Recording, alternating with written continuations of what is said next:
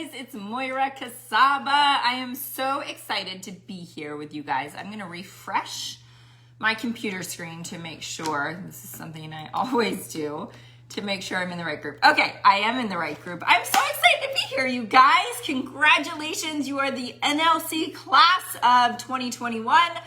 Oh my gosh, I remember my NLC class. It was where I met Kim Fitzpatrick, one of my best friends in life and in this business. So you guys lean into this community because there are, I'm sure, and I know because some of my girls are in here, so many amazing coaches here. And this is who you get to grow with and learn with and just take it to the next level with. So link arms with the people in here that are pushing to premier, pushing to elite, pushing to top 10. You know, I remember, hi Johnny, I remember when Doug Moss told me at my NLC, he said, you know, there's always somebody that is attends NLC and ends up in the top 10 that year. And I set out to be that person. I think it was Ashley Mostad the year before, maybe? No, Ashley was actually, I think we went top 10. I can't remember. Maybe we were pushing to top 10 together, but somebody had just done it and I knew it was possible. And so I decided to make that my mission. And I just went out there with everything I had and got to work on my personal growth and got to work on my business. And we ended up number 5 in the company that year, which was super fun. So your boy Johnny has given me a bunch of questions that you guys have that I would love to answer for you. I will also be looking at the chat as best I can to answer questions just live as they come in. So let's get to it, you guys. You're welcome. You're welcome. It's 2:03 and I've got until about 2:30 until I have to run out and get my kiddos. So somebody asked, how do you get your new coaches to do the IPAs? So for those of you guys that don't know, I love this IPA, income producing activity. I talk a lot about IPAs and income producing activities when I do my trainings. And the question is, how do I get my new coaches to do the IPAs? I don't know how I necessarily get my new coaches to do the IPAs, but let me kind of tell you this. I focus a lot on vision. I focus a lot on building their belief of what's possible in this business for them. And so they're not going to be able to get to that vision's not going to come to fruition unless they're doing the IPAs, right? Unless they're doing the income producing activities, which are it's your business activity tracker, your success club system tracker. You know, we've got a couple different versions of it. But I would also say this, it's just, again, it's not that I get them to do it. You can't get anybody to do anything in life, right? You have to influence. And so I think leading by example, being the pace car is so important. You have to be putting up high numbers. You have to fully expect that your coaches are probably going to do 25% of what you do. So if you're hitting Success Club 20, that's awesome. You're probably going to have coaches that are hitting Success Club. That's going to put you in the running for elite points in the elite system. And that's the track you want to be on, right? But if you are hitting Success Club 5 and your coaches are doing 25%, then you don't have coaches hitting Success Club. You don't have coaches really, really fully showing up and leaning into those income producing activities. The other thing that I'll tell you is this. I remember coming to my first summit. Is this possible? Yeah, it was my first summit. I'd been coaching a year and a half. I was a 7-star. And so I felt a lot of pressure all of a sudden to be a leader. Even as a 1-star or 2-star, you start to feel this pressure to lead, right? And I didn't know how to lead. I knew nothing about leadership. And I started to think about questions like this, like, as a leader, how do I get my team to do things? And what I realized was this. My job as a leader is to be that pace car. So this is twofold. My job is to be the pace car. I got to be way out in front for them to be able to see that vision of what's possible. The other thing that dawned on me at that summit and really took the weight of the world off my shoulders was that true leadership is being that pace car and simply turning around and showing your team what you did. Meaning going live in your team page and saying, oh my gosh, you guys, okay, so this is exactly what I did in my power hour today. You know, I posted on my social media and then I went to my free group that I ran last month and I invited everybody to my challenge group that I have starting next Monday, and I gave them a deadline, and this is the message that I sent. So often we overcomplicate the heck out of leadership and leadership development. All we really have to do is stay in our lane, stay focused on phase one of our business. That's our business, right? Don't make the mistake of spending 80% of your time with your 1 or 2 or 3 coaches that are working. You got to spend 80% of your time on your business and 20% on them. The best thing that you can do is be that pace car, but don't forget to simply turn around and to get them to show them what you've just done. Here's another tip that I'll give you. Allow your leaders to the limelight. Like provide the space and the platform for your leaders to step into, or your up and coming baby coaches to step into. So in this situation, I remember coming back from that summit thinking, okay, I also don't want this to be the Moira show. That's not what this team is about. And I want everybody to shine. And so I asked my brand new coaches, the ones that were hitting Success Club, the ones that were doing things, I said, hey, will you take one day a week and go live in the team page and share with the rest of the team what you're doing in your power hours?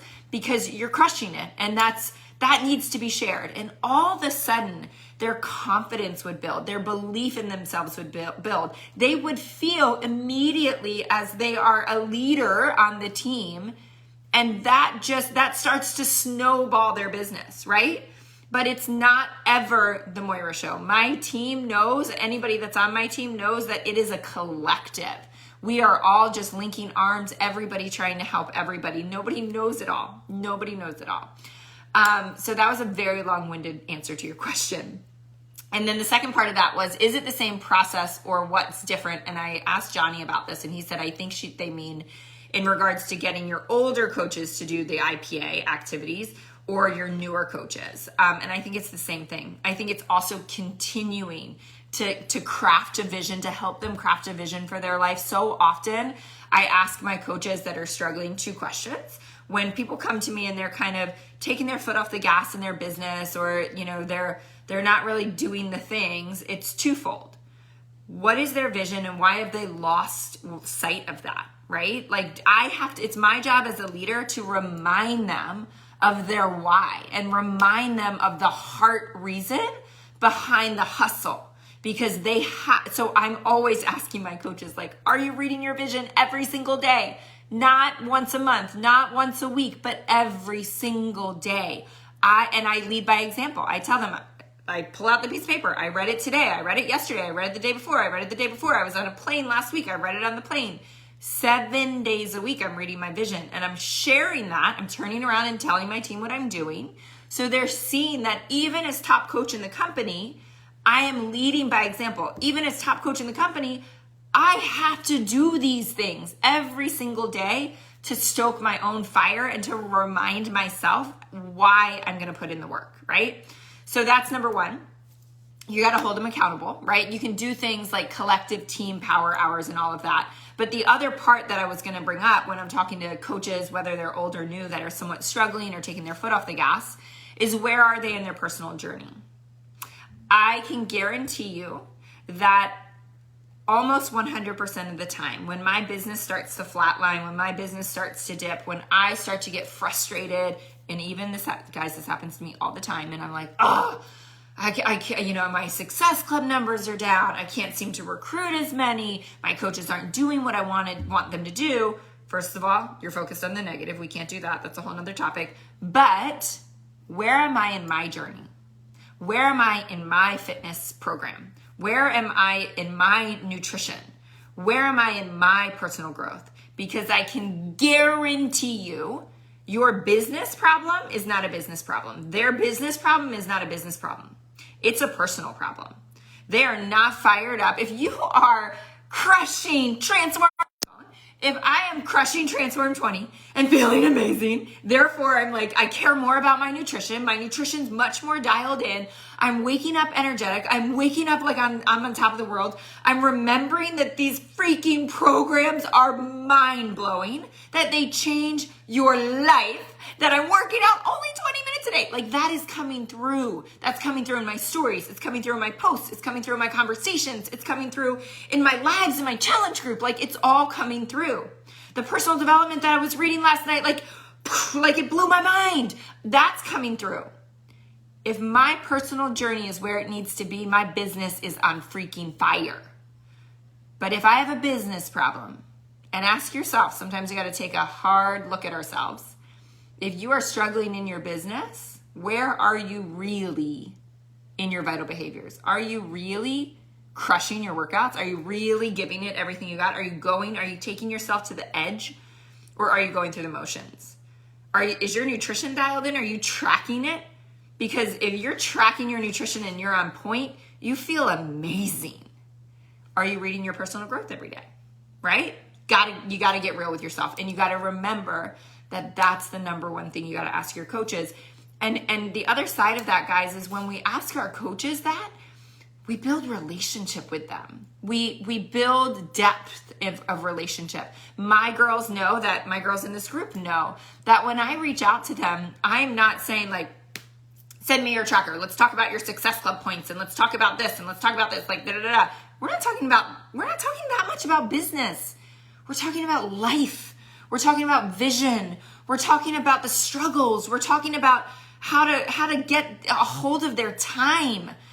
That's the kind of stuff we're talking about. So they're so much more likely to stay around when you've built depth of relationship with them and a team culture than if you're just driving the business. That's not going to keep anybody around. So thinking about that. Are there certain IPAs you have your coaches focus on first each day? I would say inviting. Hello, that's like the only IPA that really is an IPA. I think Holly Richardson, she has, and I reference her National Wake Up Call all the time. Her National Wake Up Call was so, go back and listen to it. That's your homework. Go back and listen to Holly Richardson's National Wake Up Call. It was so crystal clear that she wakes up in the morning before her children, before her husband, and I can't remember her number, but it was something like I send out 50 invites. That's her green light hour. Like blinders on, notifications off, children asleep, husband asleep, green light, I'm full throttle. 50 invites. Not responding to anything coming back, just 50 invites. Out, out, out. Everything's going out, right? The rest of the day, you can just respond. It's yellow light, right? You can respond at the doctor's office. You can respond in the carpool line. You can chit chat on your drive to, after you drop the kids off, whatever that is. But if you could get out 50 invites before the world woke up, you're going to build an elite coaching business. I promise you. Like, you are going to do really big things. That is the IPA that matters the most, and really the only IPA, right? So you have to do that first. If you have a coach who only wants to work part-time, what IPAs do you have them focus on? Inviting. But I also tell them and teach them that, like, there's a wheel here, right? But part-time, guys, if you only want to work part-time, do you want to build a financially sustainable long-term business? I don't know anyone that would answer no to that. So is it too much to ask for 1 hour a day? Maybe it's 30 minutes, right? Maybe it's 30 minutes, maybe it's 1 hour. For what is on the other side of that, 2 years from now, 3 years from now, 5 years from now, like, this is the opportunity of a lifetime. So in that regard, I would say invite. Maybe those invites look like 10 instead of 50. Send 10 invites. Put up a post on social media. Follow up. Done. Right? That's all we really have to do. Anyone can do that in 30 minutes a day. 30 minutes a day. Set timers for yourself. Give yourself 10 minutes to send 10 invites. Give yourself 10 minutes to post something on social media, and give yourself 10 minutes to follow up with as many people as you can. Done. So you have to kind of define some metrics and help them manage their time. I think that's the biggest thing. Do I run free challenge groups, and what is the conversion process like to get them to become coaches? I love this question because I think free groups are everything. It is a huge part of how I built my entire business. So very shortly into coaching, maybe 4 to 6 months, I started running free groups. One a month, every single month. I haven't done it in a while. I probably did maybe 2 or 3 last year. But guys, that's when I was, at the top of my business with a huge organization to manage. But the first 3 to 4 years, I ran a free group every single month. Content is out there. Like, you don't have to reinvent the wheel. You also, this is my tip on free groups, you got to do something that you're excited about. My most successful free groups have been things like, I've always wanted to do a vision board. I didn't know how to do a vision board, like an actual, tactile vision board. And I was like, so frustrated. I kept wanting to do it. And I was like, I'm just going to run a free group on it and we're going to figure this thing out. And I went live and I was like, okay, we're headed to Michael's, like trying to figure it out with them. I was in it with them. I was not the expert. The other best free groups I've ever run is when I need to detox from sugar, when I need to detox from like a sugar detox. And I have a headache right alongside them, and I'm trying to figure out the food list right alongside them and all the things. That's when I have the most success, when I'm fully vested in it, right? So when I did my very first free group, ironically, it was a sugar detox, and I had like 80 people want to join. It was insane. Maybe it wasn't 80, maybe it was like 60, but it was crazy. And I thought, as a brand new coach, I was like, I'm going to hit Success Club 100 after this. And I remember my coach said something to me. She said, it's great, Moira, but have you formed all those people? And I was like, I think I know what that means. But it means like, have I talked to all 60, 80 people of these one-on-one? Have I figured out what their goals are, their struggles are? Have I figured out what their life, what's going on in their life? No, I actually hadn't talked to any of them one-on-one because I didn't have time. There were so many of them. But I did this free group. I invested a ton of time of mine, a ton of energy, a ton of value. I built a ton of trust. And this was before my mindset is what it is today. At the end of it, when I invited them to join my challenge group, I was extremely resentful and angry when none of them joined. Not one human being that I had poured my life into for the last 10 days. But this is what I did. I kept forming relationships. I kept asking them about their kids. I kept asking them how they were doing with their sugar detox. I kept asking them whatever it was. I was a real human being that cared, that continued to have relationships with all of these women. And after that first full year in the business, I would wager to say 80% of them enrolled in my challenge group at some point in the 12 to 18 months after that free group, only because I continued to build relationships with them. So that's the power of free groups. Some of them came back and did the next free group and the next free group and the next free group, and that's okay, right? But at some point, they said yes to the challenge group. At some point, they shifted. And then when we're talking about converting coaches to challengers to coaches, I don't know the numbers, but yeah, sure, some of them converted. My best coaches always came out of the challenge group.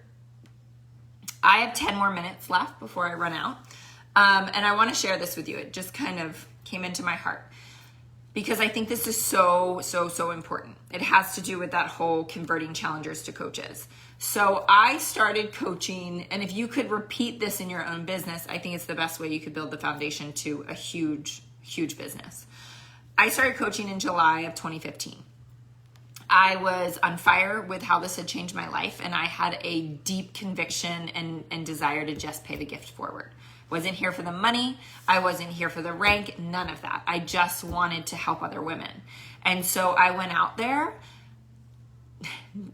I'll just say Heine on fire. I was about to say something else with just a desire to help, right? And I started talking to everyone. I had to do a lot of personal development to get over the fear and all that stuff. But I started just going after it, right? And helping as many people as I could. I was bringing in probably 15 to 20 people a month into my challenge group and working my tail off and growing a huge community of people that were doing this thing, right? So here's what I want you to know. 15 to 20 people a month, July, August, September, October, November, December, 6 months. I had my first challenger become a coach and go diamond in January. So it took me 6 months. At 6 months, I became a 1-star. But this is the magic of what happened. So I want to go forward just a quick second. At the end of the first full year, so I'd been in the business a year and a half, I was a 7-star. Or not 7-star, 9-star, I can't remember, something like that. And I thought that I was doing really bad. I know that sounds silly now, but I always had blinders on. I never knew what anyone else in the business was doing. I was just focused on me. I never paid attention to ranks and other coaches and stuff. And so I didn't really think was doing that well, but it was apparent all of a sudden that 7-star in your first full year was really amazing. And I felt like, wait a second, I don't feel like it's that amazing. Sorry, the lawn people just came. Because of this, I had worked with probably 40 or 50 coaches that year that said they wanted to do what I did, that said they wanted me to mentor them, that said, yes, I want to be a coach. I want to do what you're doing. Will you help me? Will you train me? Will you mentor me? And I tried my hardest. And 43 of them were gone. 43 of them that I had invested 1 million hours in were gone. And I didn't feel that good about that, right? So first note is you got to get really used to spending a ton of time and not having expectations of what you're going to get back. You just got to let that go. The Go-Giver was one of my favorite books that I read, and one of the principles in it is you have to wake up every day, here's the expression, your true value is the measurement of how much more you give in value. Your true worth is the measurement of how much more you give in value than you receive in payment. And so I had to wake up every day with the mindset of I'm just going to give and give and give and give and give and give and give and give. People are going to quit. People are going to fail. People are not going to show up. People are going to not do this thing, but I'm just going to continue to wake up and serve every single day with everything I've got with no expectation on the return.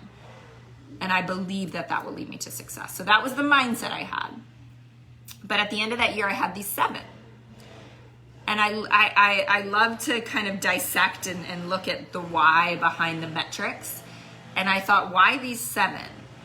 And this is what I want you to hear. Those 7 were not at all the epitome of people that you would think would be successful coaches. Meaning they weren't fitness professionals. They didn't have Instagram followings. They weren't bubbly personalities.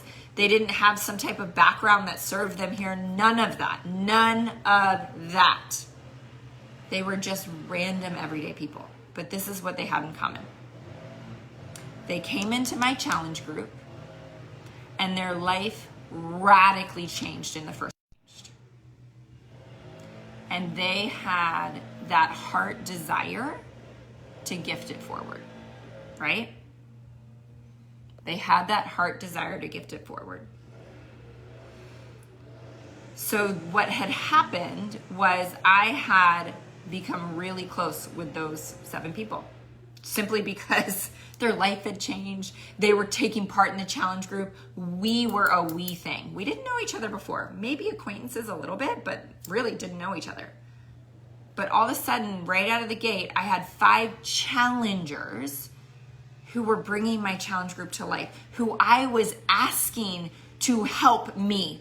Help me in this group. You're so good at food prep. I'm terrible at food prep. I don't like to be in the kitchen. Will you do this on Sunday? And they were honored and valued all of a sudden. Mamas of littles felt like they had value and they had a place all of a sudden. And that they were needed and respected. And we simply, 5, 6, 7 of us, simply linked arms, became super best friends on a mission to help as many women as we can. This is Together Rising. This is my team, top team that was built on a foundation of 7 women with huge servant hearts. And this is the magic, guys. When that one coach went diamond that January, no woman left behind. We had created a culture where when one person left the nest and went to the next place, these ones were not going to be left behind, right? So that's what you need to create, and you don't need 100 people to create it. You need a handful. Be real with your team. Be vulnerable with your team. Allow them the space and the place to rise up and create that community, guys. That community and that team culture of love and no woman left behind and we got your back. That is going to carry you further than any business strategy will ever carry you. I remember going to my very first Success Club trip, second actually, first one with my team there. And one of my teammates that I'd never met in person, she's from San Francisco, looked at me and said, Moira, once you come into this, you just could never leave. You just could never leave. That is the culture that you need to go create. The culture that no one wants to ever leave, because everyone's going to have bad days. Everyone's going to have days they want to quit. And we also have a saying on my team that you're not allowed to quit on a hard day, not allowed to quit on a bad day. But on those hard days and those bad days, if it is strictly a business culture, people will leave, and people are going to leave anyway. But when you have that heart and you have that community and you have that connection, you'll create lifers and you'll create a community and a team that nobody wants to leave. So guys, 2:27, I am going to go scoop up my children from school and have a good afternoon with them. Thank you for allowing me to be here with you today. Thank you for just your heart and your mission to help others. And I just want to encourage you to go out there and write that vision and believe in that vision that you have for your own personal life and read it every single day. Anyone can do this, you guys. There is nothing that sets top coaches apart except hustle, right? A hustle and a commitment to massive action. You can do that too. Thanks for having me, guys. Bye.